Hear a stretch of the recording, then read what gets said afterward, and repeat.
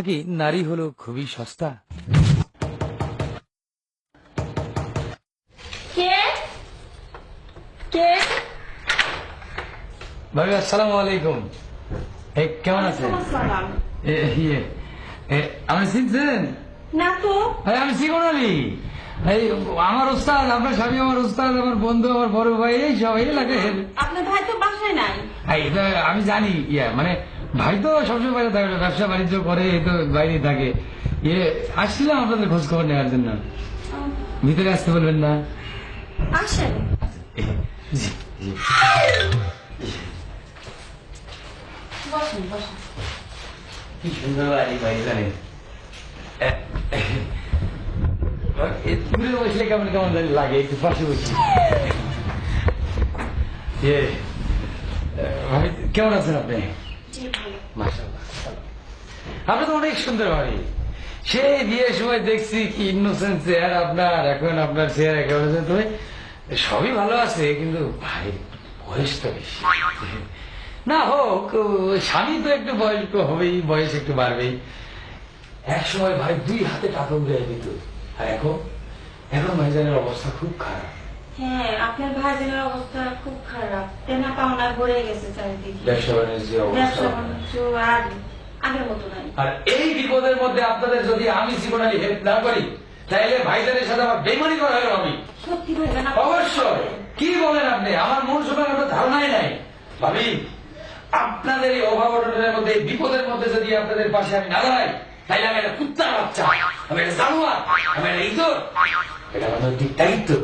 ভাবি, আপনি যদি আমার গালে একটা চুমা দেন, তাইলে আপনার 500 টাকা দিন। এটা কি করবেন? ভাবি, আপনি বুঝতে পারতেছেন না, টাকাটা আপনাদের খুব দরকার। আমি এটা পাবো না। আপনি মাইনা নেন ভাবি। কি করবো?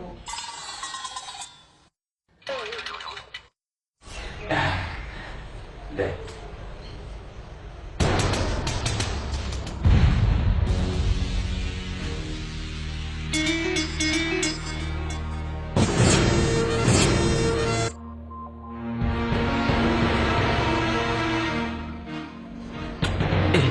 ভাবি, আরে ভাবি শুনে থাকে, ভাইজান তো কাজে গেছে, অনেক উপকার যেহেতু করছি, আরেকটু উপকার করতে চাচ্ছি। ভাবি, আপনি যদি আমার জড়িয়ে ধরতে দিতেন, এটা কি বলেন? আপনি না, আমার 500 টাকা। না, ভাইজান, এটা সম্ভব না। এটা বেশি বেশি হয়। ভাবি, আপনার একটা কথা, না। এই কথাটা কেউ জানবে না, আপনার ভাইজান জানবে না তো। আপনার আমি ছাড়া কেউ না। না, না ভাইজান, আমি পারবো না। আমি আমার স্বামী ছাড়া কাউকে জানাতে পারবো না। আচ্ছা, আপনি যখন ধরবেন নেন, তাইলে আর কি করা? আপনি তো আমার একটা সুমা দিচ্ছেন। এই ঘটনাটা যদি ভাই জানে, তাইলে আপনার সংসারের কি হবে? না, ভাইজান, না, বসেন, বসেন। আচ্ছা, ঠিক আছে, আমি জানা দিচ্ছি। টাকা দেন, টাকা দেন। Thank you. কাউকে করবেন না কিন্তু। আরে না, পাগল হয়ে গেলে। আসেন।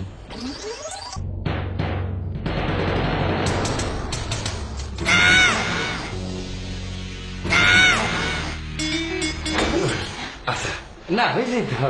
থ্যাংক ইউ ভাবি। আপনার ভাইজান চলে আসবে। যাইতেছি। Thank you. আসেন।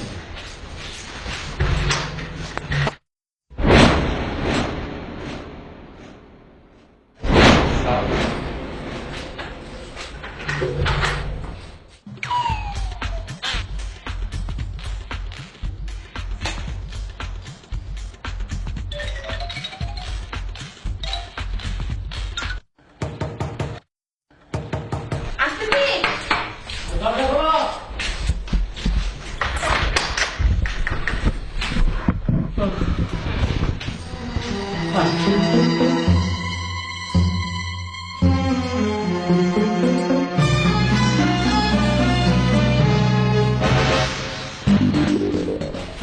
শোনো, ব্যাংকে লোন দেয়নি, নিজের কাছে থাকলে লোন দেয়, এটা নিয়ম আছে। এখন যেহেতু আমার ব্যবসা সব দিকে ধ্বংস, হাতে টাকা পয়সা নাই, সব দিকে বিপদ।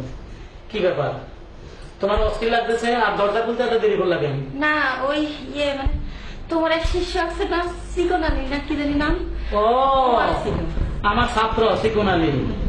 বিপদের দিনে তার সার্কিটটা আছে, ওই যে ঠেলা দিয়েছিলাম, ঠেলার নাম বাবাজি, দেখছো? 4-5 দিন আগে দেখা খাইছে।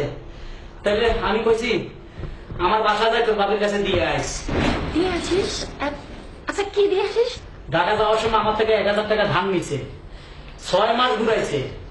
আমি ওই দিন পাইছি, কইছি আমি এখন অভাবে আছি, পাইলে টাকাটা তোর বাবির কাছে দিয়ে আসিস, কারণ আমি তো টোটো করি বাইরে, ঋণের তাই বাইরে ঘুরতে আছি। কিন্তু মানে টাকাটা দিয়েছিনি? হ্যাঁ দিছে, কিন্তু কিভাবে দিল? কেমনি দিল মানে?